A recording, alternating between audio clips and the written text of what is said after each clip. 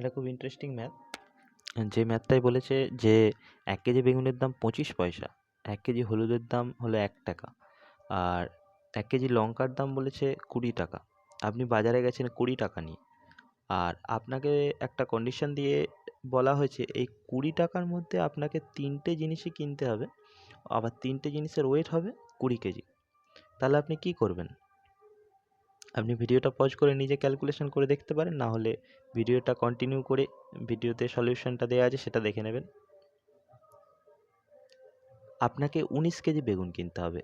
25 পয়সা প্রতি কেজি হলে 19 কেজি বেগুনের দাম 4 টাকা 75 পয়সা। 1 টাকা প্রতি কেজি হলুদ হলে 250 গ্রাম হলুদের দাম 25 পয়সা। আর 20 টাকা প্রতি কেজি লঙ্কা হলে 750 গ্রাম লঙ্কার দাম 15 টাকা। তাহলে মোট 20 টাকা আপনার খরচা হয়ে গেল, আর টোটাল ওয়েট এদিকে 20 কেজি হয়ে গেল। এরকম ইন্টারেস্টিং ভিডিও পেতে সাবস্ক্রাইব করে প্রেম টিউবার চ্যানেলের সাথে জয়েন